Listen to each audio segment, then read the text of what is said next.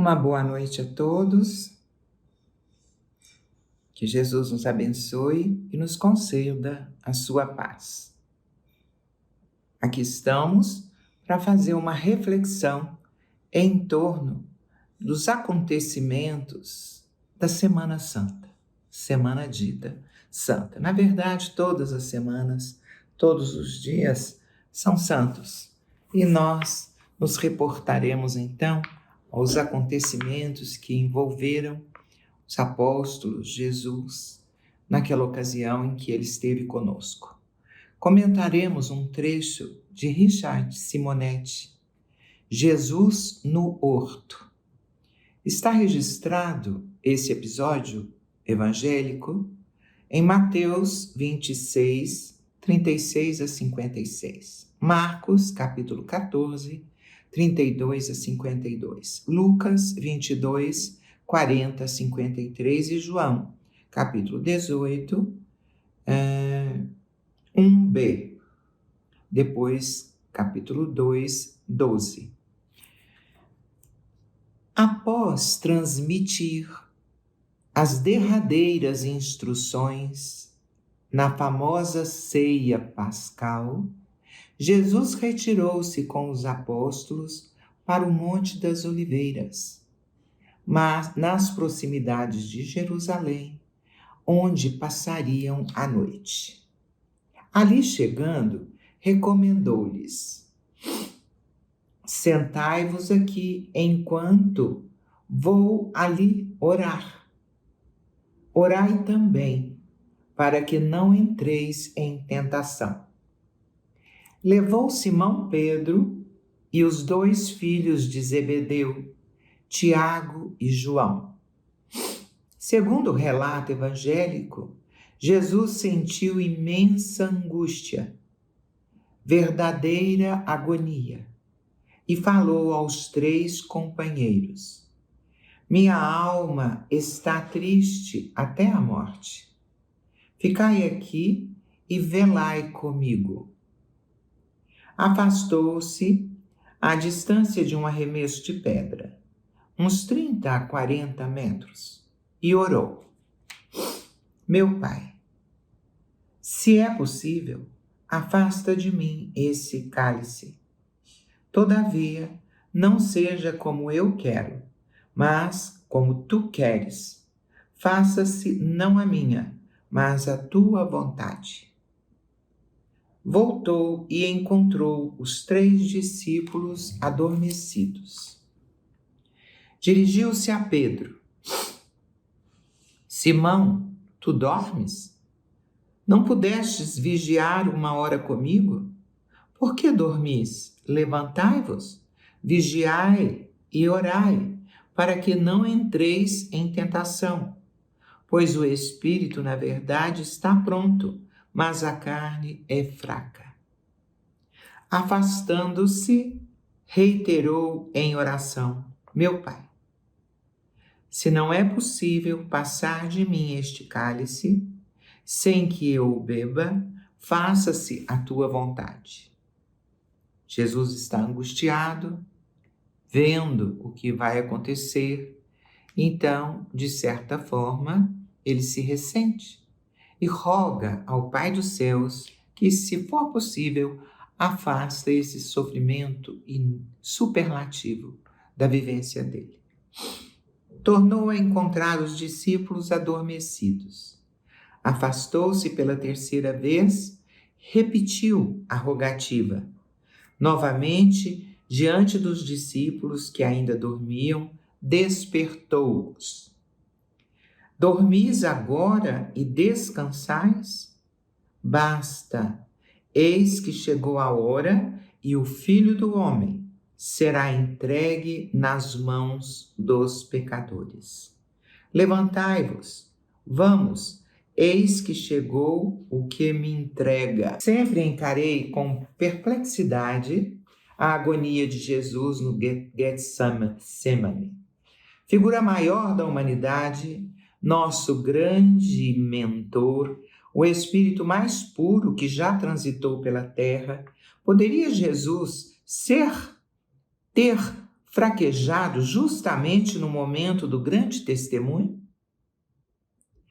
Entendo hoje que em sua atitude não havia temores ou dúvidas, estava perfeitamente consciente do que aconteceria e o que lhe competia fazer.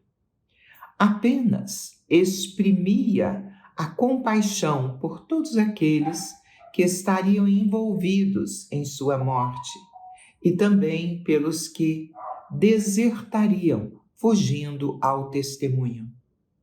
Não lamentava o mal que lhe fariam, sofria pelo comprometimento dos maldosos. É como a mãe que vê o filho cometer desatinos. Não a afligem os maltratos dele. Chora pelo mal que o infeliz faz a si mesmo. Há outros aspectos importantes, a começar pela oração, pedindo a Deus que, se possível, afastasse o cálice. Beber o cálice significa enfrentar dissabores. Em variadas situações da jornada humana, somos convidados a sorver amargo conteúdo. Um temível diagnóstico de câncer, a urgente e delicada cirurgia, a morte de um ente querido, a ligação afetiva que se rompe, o empreendimento que não dá certo, inesperada demissão de um emprego, o desastre financeiro. Delineia-se uma situação complicada, difícil, tormentosa. Será lícito pedir a Deus que afaste o cálice? Que afaste o sofrimento, a prova, a expiação? Sem dúvida, é o nosso Pai. Consideremos, entretanto, com o Mestre, há o direito de pedir ao Senhor que afaste o cálice, mas há o dever de nos submetermos à vontade divina. Nem sempre o cálice pode ser evitado, principalmente em relação aos processos kármicos, em que a vida cobra por nossos deslizes. Haveremos de tomá-lo, quer queiramos ou não. É claro que Jesus não havia cometido nenhum erro, nenhum equívoco. Ele não estava pagando nenhuma dívida, não estava resgatando nenhum compromisso com a lei divina.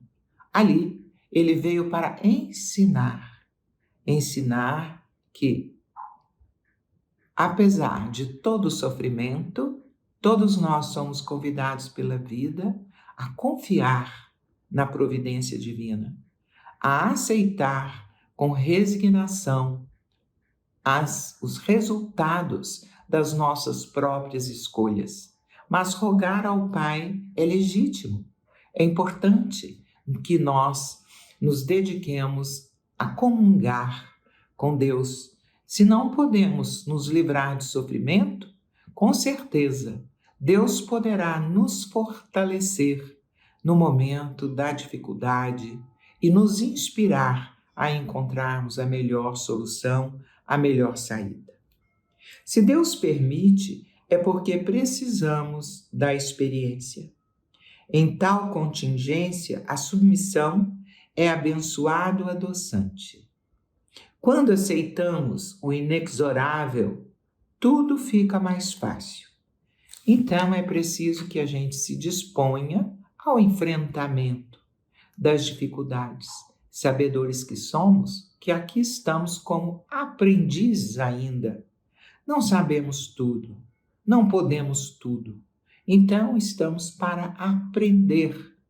Estamos aqui nesta encarnação ou em qualquer outra, como aprendizes da vida, a usufruir da oportunidade de acertar mais, de compreender melhor, de penetrar com mais profundidade os mistérios da vida, então, compreendendo, vamos nos tornando humildes, mansos, pacíficos, dotados de uma bondade natural, da misericórdia, da compaixão, que nos torna sensíveis à vida, ao sofrimento alheio, e assim vamos qualificando a nossa humanidade. O cálice de amarguras, quando sorvidos sem sentimentos negativos, favorece o nosso crescimento espiritual. Então aqui fica definido que os sofrimentos, quando aceitos com resignação, claro, nós devemos buscar nos livrarmos dos sofrimentos. Vamos utilizar a nossa inteligência, a sabedoria que já adquirimos, para nos libertarmos da dor e do sofrimento. Mas, quando isso não é possível, quando temos que enfrentar, que o façamos com aceitação, com leveza, para que essas dores e esses sofrimentos se tornem suportáveis e que não nos azede, a nossa condição. Do drama do Calvário, Jesus alcançou a vitória do Espírito sobre a carne. Os discípulos frustraram-se com a vitória da carne sobre o Espírito. Então, continuando, há aqui uma história, que exemplifica bastante essa necessidade de nós nos entregarmos àquilo que é inarredável, que não dá para adiar ou para olvidar, Não dá para menoscabar. É preciso enfrentamento com equilíbrio. Um médico descobriu que estava com câncer. Revoltado, pensou em matar-se. Em contato com o espiritismo, criou coragem para enfrentar a provação. Conseguiu vencer a doença, curou-se. A experiência dolorosa curou também seu espírito de velhas mazelas, abrindo novas perspectivas. Ele disse: eu era egoísta, frio com os pacientes, preocupado apenas em ganhar dinheiro, comerciante da medicina. O câncer me deu um pouco de humanidade. Hoje sou sensível ao sofrimento alheio. Envolvo-me com os pacientes. Vejo neles não cifrões, mas seres humanos que precisam da minha solicitude, do meu carinho. Sei agora como isso é importante.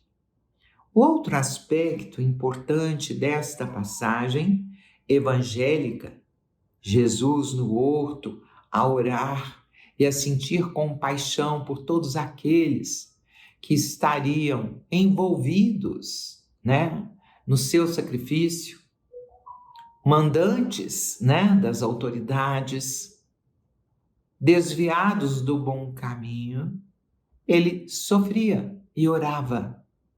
Ele não queria, ele ansiava para que as pessoas envolvidas nesse martírio se desviassem desse caminho para que o sofrimento não fosse tão grande. Diz respeito ao incontrolável sono dos discípulos, essa passagem. Por 3 vezes, Jesus lhes pediu que orassem e eles continuaram dormindo. O espírito é forte, mas a carne é fraca, explica o mestre, mostrando o quanto somos sujeitos a fraquezas, às tentações. Então é preciso estar vigilante, orai e vigiai. Temos aqui o embate entre a condição humana e o ser imortal. sem dúvida, o grande desafio que enfrentamos na Terra. No drama do Calvário, Jesus alcançou a vitória do Espírito sobre a carne. Ele não titubeou. Os discípulos frustraram-se com a vitória da carne sobre o Espírito. Quer dizer, eles não conseguiram dominar o sono e dormiram, embora tivessem sido convocados a orar, a vigiar, a velar com Jesus. Nesse contexto, a advertência de que os grandes testemunhos da existência envolvem a solidão. Na verdade, quando sofremos, estamos sós. Não sós sem a espiritualidade amiga, mas sós em relação aos nossos companheiros humanos. Na intimidade de nossa consciência, sorveremos nosso cálice sozinhos, ainda que cercados de amigos e familiares, como aconteceu com Jesus, né? Mostrou aí esse cenário que ele teve que sofrer sozinho, ele e a sua própria consciência. Não pôde ter sido velado, nem amparado, nem ajudado por meio de orações pelos seus amigos mais próximos. É como condenado que cumpre pena numa prisão. Os familiares mandam cartas, vão visitá-lo, demonstram seu carinho, sua solidariedade, mas ele, o prisioneiro, estará sozinho. O mesmo acontece com o doente, preso num leito, experimentando as agruras da sua situação.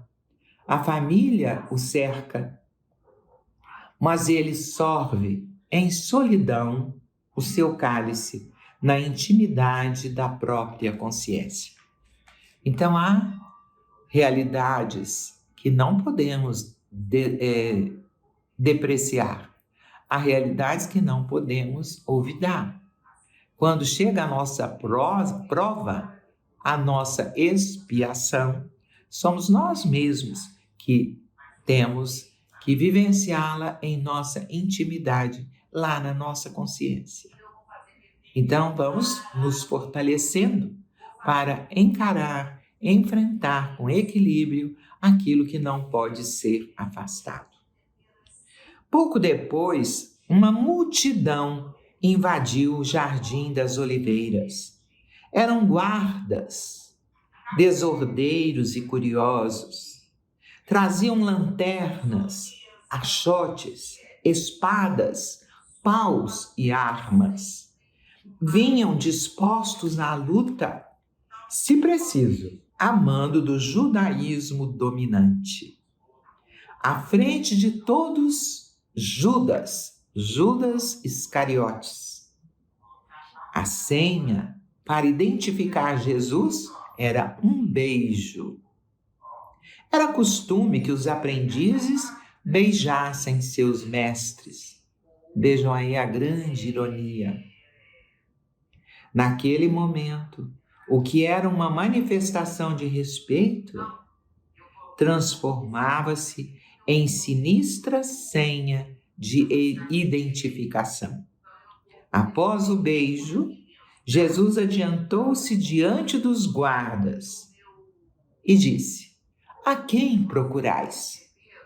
"A Jesus", responderam. "A Jesus, o Nazareno." E Jesus disse: "Sou eu", fazendo o enfrentamento. Ao impacto de sua força magnética, os soldados parecem paralisados, inermes, sem ação. Aí Jesus reitera: "A quem procurais?" "A Jesus, o Nazareno. Já vos disse que sou eu.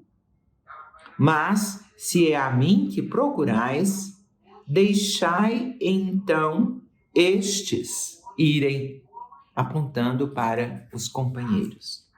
Os discípulos e acompanhantes de Jesus ensaiam uma reação. Simão Pedro toma uma espada e fere um dos servos do sumo sacerdote.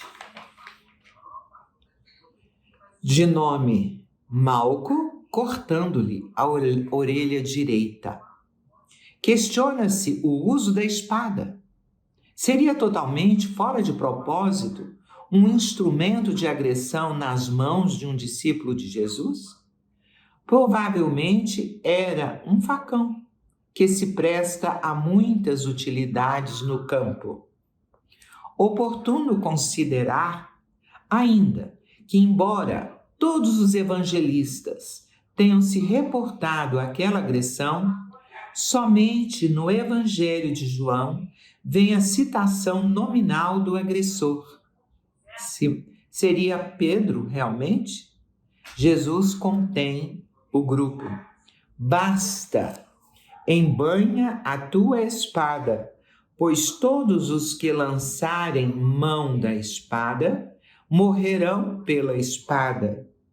Ou pensais que não posso rogar a meu Pai, e ele me enviaria e colocaria à minha disposição, neste momento, mais de 12 legiões de anjos? Não beberei o cálice que o Pai me deu? Como, pois, se cumprirão as Escrituras, segundo as quais assim deve acontecer? Então, Jesus ainda explica a eles que, pelo seu próprio poder, ele teria à sua disposição 12 legiões de anjos para evitar o acontecimento. Mas ele refuta: nenhum momento penso em abrir mão do testemunho daquele cálice que Deus, o Pai, propiciou a ele como fechamento da sua missão de exemplificação aqui na Terra.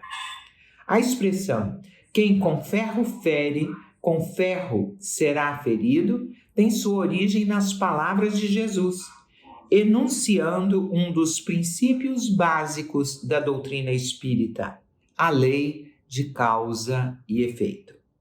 A vida sempre nos cobrará por nossas defecções, trazendo-nos de volta as consequências de nossos desatinos.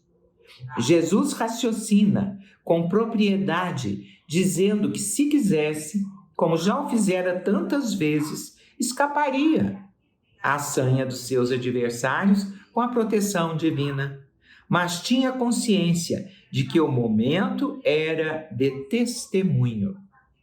Num gesto de compaixão, bem típico do seu comportamento, restaurou a orelha do soldado e reiterou sua vocação para a bandura, dizendo àqueles que o prendiam: viestes como a um ladrão, com espadas e paus para prender-me? Cada dia, estando convosco, eu me sentava no templo ensinando, e não me prendestes. Mas esta é a vossa hora e o poder das trevas, para que se cumpram as Escrituras dos profetas. Enquanto os discípulos debandavam, um jovem, que provavelmente morava nas proximidades, acordou com o barulho. Envolto num lençol, dispôs-se a acompanhar Jesus. Entretanto, apavorou-se diante dos guardas, largou a veste improvisada e fugiu nu. Essa fuga patética deixa um simbolismo. O lençol representa a crença religiosa que nos orienta. Todavia, quando somos chamados a beber o cálice, quando surgem os grandes desafios e testes da existência, deixamos o lençol precário de nossas convicções e fugimos na nudez de nossas inferioridades. Então, a grande lição, o grande desafio é a busca do fortalecimento íntimo, da verdadeira convicção, da verdadeira adesão ao programa de Cristo. mesmo que nele se inclua sacrifícios, testemunhos, que a gente persevere no caminho da mansidão, da brandura, da compaixão, da sensibilidade, da caridade verdadeira, do amor a Deus sobre todas as coisas e ao próximo como a nós mesmos. Que continuemos tendo Jesus, a nossa fonte inspiradora. Ele que é o nosso mestre divino, que é o caminho, a verdade e a vida, e que nos revela a todos que só chegaremos ao Pai por meio dele. Ele que é o nosso mestre. A nossa meta é buscá-lo e vivenciá-lo, vivenciando todos os seus ensinos em nosso dia a dia. Que ele mesmo então nos proteja, nos abençoe em nossa busca. Se conosco, Jesus, hoje e sempre. Gratidão a todos.